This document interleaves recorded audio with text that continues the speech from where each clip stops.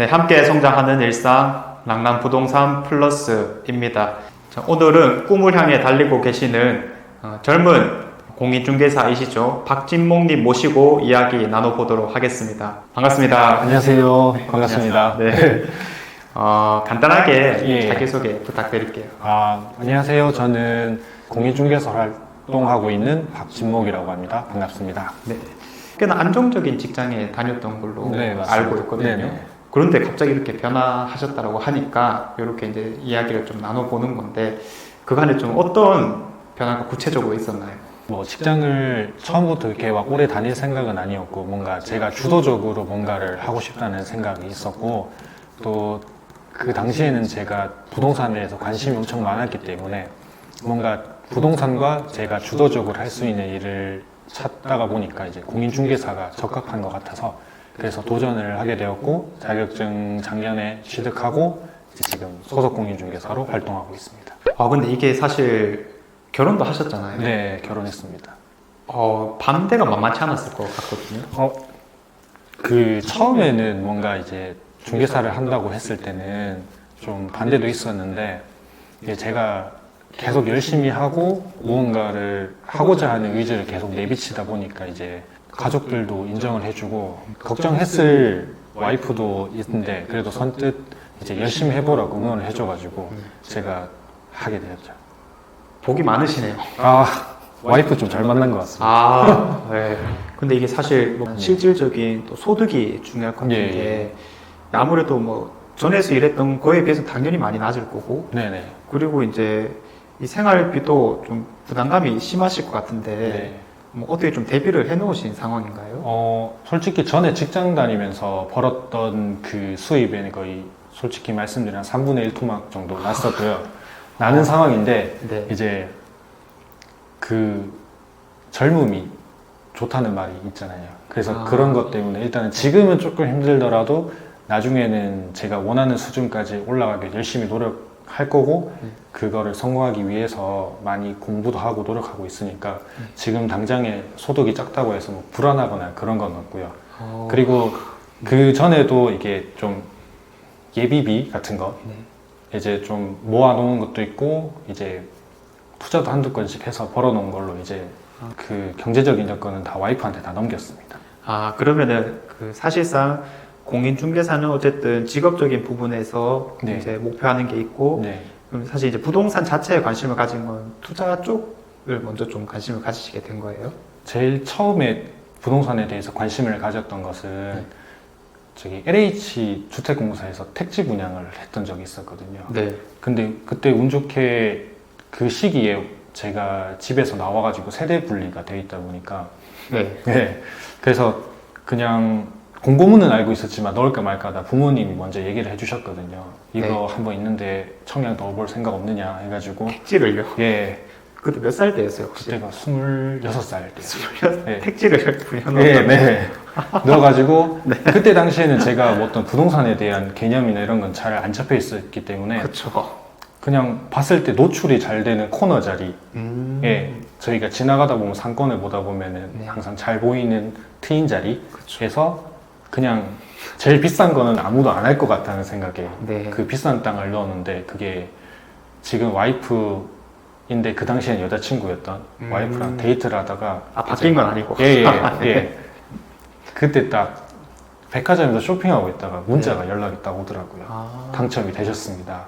네. 예, 그래요. 처음에는 보이스피싱이나 아니면 이런 뭔가 좀 안 믿었었는데 그래가지고 확인을 했죠. 제가 전화를 해서 맞냐고 해가지고 그렇게 해서 당첨이 된 상황에 이제 가족들한테 알리고 그때 또 마침 저희 아버지 친구분이 중개사를 하셨거든요. 그래서 그쪽에다가 일단 매물을 내놓은 상태였었어요. 근데 한 불과 일주일도 안 되는 상태였는데 선뜻 매수를 하겠다고 그럼 그게 실제 결과까지 이어졌다고? 네. 네. 그때 정말 제가 들어간 돈은 계약금 10%밖에 안 들어갔는데 그 며칠 새에 이제 그 계약금의 배가 넘는 금액이 들어오다 보니까 그러면은 결국 제가 나중에 결혼을 하고 나서도 부동산에 대해서는 제가 살 집을 구해야 되기 때문에 네. 그때부터는 좀 관심을 가지고 해봐야겠다라는 생각에 그때부터 시작을 하게 됐죠. 그럼 그때 혹시 뭐 시세 조사 이런 것도 안 했습니다. 안 했죠? 네. 그러면 진짜 이제 무식하면 용감하다고. 네, 그냥 정말 아무것도 모르는 상태에서 네, 돈 벌지 않을까 뭐 이런 생각 때문에 아마 네. 들어가셨을 것 같은데 예, 그때 그럼 구체적으로 수익이 얼마 넣어서 얼마 정도 벌었나요? 그때 계약금이 10%였었는데요. 네. 한 2천에서 3천 정도 사이 들어갔던 것 같은데 네. 제가 이번 공제하고 뭐 하고 이제 제 손에 쥐었던 게 한 5, 6천 가까이 됐던 것 같아요. 당첨되자마자 그렇게 보셨다고? 네, 이게 흔히 말해서 뽕이 제대로 잡겠네요. 네, 그때 네. 당시 뭐가 씌였는지 모르겠지만 엄청난 행운이 왔었죠. 네. 그럼 그 돈을 가지고 뭐 다음 행동 취하신 게 있으세요? 그때 당시에는 안 취했습니다. 음. 이제 당시 여자친구랑 결혼할 그 과정을 준비하려고 이제 직장 다녔을 때 차곡차곡 이제 저축하며 적금하면서 네. 모아가지고 1차적인 목표는 이제 같이 거주할 집을 구해야 되기 때문에 애초에 처음부터 전세도 생각 안 했습니다. 무조건 매매로 네. 생각을 했기 때문에 네. 그래서 하고 결혼하고 집을 사고 이제 그 이후에 조금 남는 걸로 네. 저희가 한두 개씩 이제 계속 투자를 진행을 했었죠. 어쨌든 그 돈을 활용해서 이제 그 집을 좀 사시게 되었다. 네. 안 그래도 사실 뭐 지금 또래에서는 사실 뭐 결혼을 생각하기에 앞서가지고 내가 집을 살 만한 능력이 될까 이런 고민들이 실질적으로 가장 많을 것 같은데 네. 이제 그런 거는 조금 수월하게 해결되었을 것 같네요. 네, 뭐 흔히 얘기하는 브랜드 아파트 이런 건 아니더라도 저희가 어느 정도 부담할 수 있는 선에서 아파트를 구입하자라는 처음에 이제 와이프랑 저랑 의견도 일치를 했기 때문에 그렇게 막 대출 일으키고 난 다음에 뭐 원리금 상하는 거에 대해서는 현재까지는 크게 네. 문제는 없습니다. 문제가 없으시고 예. 그러면 이제 그런 것들이 하나둘씩 쌓이면서 투자도 네. 이제 진행하게 되었고 예. 그럼 투자를 할 때는 구체적으로 어떤 과정을 좀 거치시게 된 거예요? 투자는 할 때 제일 처음에 그 보고 듣고 배운 거는 이제 일단 시세 모니터링부터 먼저 해라 라는 말 들어가지고 처음엔 단순하게 제가 어느 지역을 살고 싶은지부터 딱 몇 군데를 추렸었거든요. 근데 거기서 추렸는데 그 당시에는 제가 가지고 있는 돈에서는 투자하기가 힘들어가지고 일단은 제가 계속 거주했던 지역에서 네. 그나마 살 수 있는 것들을 찾다 보니까 이제 소형 평수 아파트부터 먼저 시작을 했습니다. 네. 진짜 뭔가 좀 편견이 없으시긴 하네요. 보통 네. 그렇게 시작하기가 힘들 거다. 근데 좀 제가 투자에 대해서는 조금 보수적인 편이더라고요. 어떤 측면이에요? 만약에 보통 전세 끼고 갭 투자를 하게 되면 금액에 상관없이 뭐 5천만 원, 3천만 원에 투자를 하게 되면 그 아파트의 소유권을 가져올 수 있지만 그게 이전 상승장 시기에는 그게 가능했을지 모르겠는데 이게 그런 시기가 계속 간다는 보장도 없기 때문에 제가 만약에 전세 끼고 사더라도 이게 세입자를 못 구하게 될 경우에는 제가 그 계약금이나 이런 거를 한순간 잃어버릴 수 있기 때문에 네. 주택담보대출을 일으켜서라도 제가 살 수 있는 거, 메꿀 수 있는 걸로 네. 이제 찾다 보니까 이제 작은 거, 소형 아파트 네. 이런 거를 찾게 되더라고요. 근데 그렇게 하다 보니까 또 요즘에는 트렌드가 또 1인 세대가 많이 늘고 있고 제가 투자했던 지역이 그래도 이제 대구시에서도 조금 잘 밀어주는 좀 발전시키고 있는 지역이라 가지고 매수를 하고 나서 보니까 또 이제 수요가 있다 보니까 또 며칠 만에 또 세입자를 또 받게 됐고요. 예, 그런 식으로 이제 1년 정도는 월세를 돌리고 해서 지금도 세입자 괜찮은 분들 받아서 좀 돌리고 있습니다. 그럼 월세로 하니까 따박따박 네. 이제 이 수익도 나오고 있는 상태시고 예.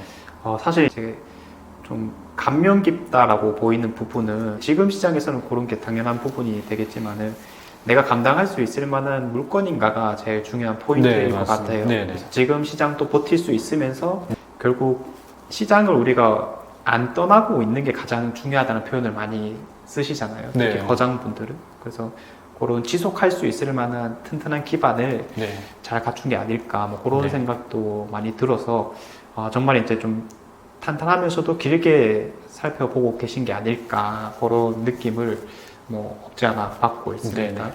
그러면 뭐 지금 그래도 투자 나름대로의 과정을 거치고 있는 상황이신데 이 다음 단계로 생각하시는 부분이 있나요? 처음에 투자할 때부터 생각했던 건 작은 거부터 하다 보면 그거에 대한 경험이 오기 때문에 한 단계 한 단계 더 이제 평수를 좀 높이거나 네. 금액대를 좀 올리거나라고 하려고 했었는데 지금 워낙 부동산 시장이 전체적으로 안 좋다 보니까 이제 와이프랑 같이 이런 얘기를 많이 하거든요. 와이프한테도 관심을 좀 가졌으면 좋겠다는 생각에 이런 얘기를 제가 많이 하긴 하는데 의도적으로 예, 솔직히 의도적으로 좀 하는 게 좀 많습니다. 싫어하지 않으시나요? 싫어하지는 않는데 그래도 잘 들어줍니다. 아, 예, 그래서 제가 이렇게 투자를 하자고 해서 네. 뭐 조금의 큰 성과는 아니지만 작은 성과라도 있으니까 네. 그거에 대해서 이제 믿고 따라와 주는 부분도 있고요.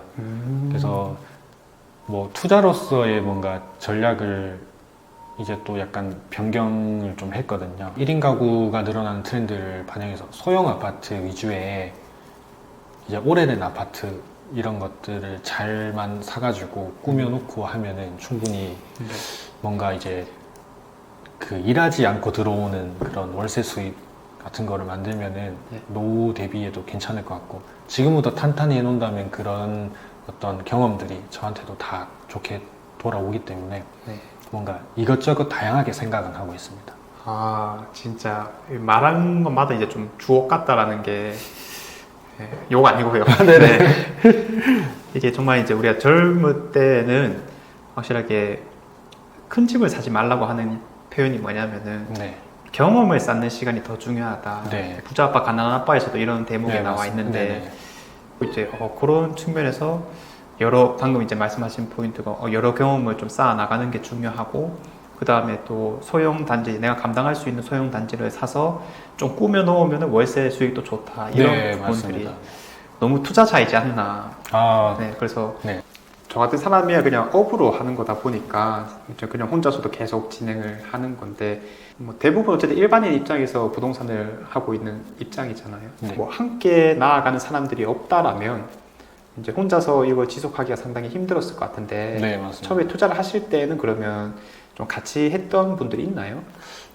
같이 했다라기보다는 거의 대부분을 저 혼자서 진행을 했고 네. 간혹 가다가 이제 오프라인에서 하는 뭐 네이버 카페 이런 데 가입을 해서 거기서 온라인 스터디 같은 거를 하면서 이제 네. 그쪽 스터디에서 강사분이 과제를 주면 그런 거를 이제 레포트로 작성해서 올리고 그런 거부터 시작을 해서 이제 실제로 실행에 옮기는 거는 온전히 제만의 감이나 뭐 이런 어떤 결정으로 했었습니다.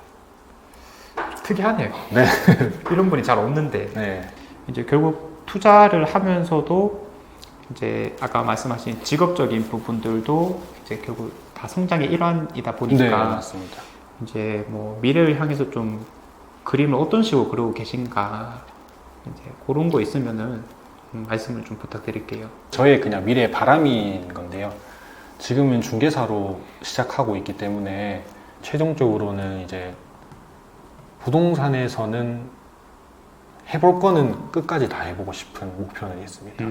사실 이제 이 과정까지 이제 밟아오기까지가 네. 상당히 힘드셨고 정말 뭐 예를 들어서 그런 마음은 누구나 충분하겠지만은 정말 퇴사하는 것 자체는 엄청 힘드셨을 것 같은데 그때 당시에 뭐 심정이라든지 그때 당시 상황을 좀 얘기해 주시면 좋을 것 같아요.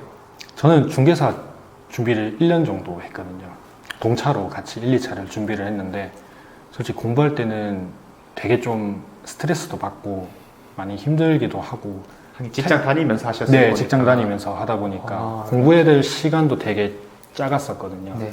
평일에는 공부를 할 때는 한 길면 한 3시간 정도 하고 맞네요. 예, 네. 그래 주말에는 이제 안 나가고 최대한 친구들 만나는 거 줄여서 네. 하루에 한 10시간씩은 했던 것 같습니다. 10시간이요? 예, 하루에 토일은 10시간씩. 와, 대단하네요. 네. 네. 그렇게 해가지고 처음에 이제 중개사를 준비할 때도 1년에 한 번 그냥 바짝 한 번 진짜 집중해서 끝내자라는 마인드로 하고 합격을 하게 되면은 와이프한테도 이거 합격하는 순간 난 바로 퇴사할 거다라고 이게 확언을 해놨기 때문에 네. 그래서 이제 퇴사를 할 때 힘들기보다는 이제 합격했을 때는 솔직히 이제 나는 떠날 사람이다. 합격하는 날 바로 퇴사한다고 얘기했습니다. 이게 정말 제가 질문을 했고 방금 답변을 들으면서 그런 이제 어떠한 불안함, 걱정 네. 이런 것들은 오히려 모호하기 때문에 네. 생기는 거다라는 느낌 많이 받았고 오히려 그렇게 이제 좀 확실하게 과정을 밟아왔다라면 무서울 게 뭐가 있겠느냐 맞습니다. 이런 느낌이 네네. 좀 들기도 하니까 네. 고민하지 말고 그냥 행동해라라는 느낌이 좀 많이 네, 맞습니다. 실제 했던 거랑 안 하는 거랑 정말 차이가 크다고 느꼈거든요, 저는. 정말 이제 많은 얘기를 해주셨고 저도 궁금한 건 이 정도가 마무리된 것 같은데 네네. 혹시 마지막으로 하시고 싶은 말씀 있으신가요? 누군가는 이루고자 하는 바가 다들 개인적으로 있다고 생각을 해요. 하고자 하는 뜻이 있다면 꼭 올해는 실행을 하셔서 모두가 그 모든 것들을 다 이루어서 성공하고 그런 성취감을 얻을 수 있는 그런 한 해가 되었으면 좋겠습니다. 감사합니다.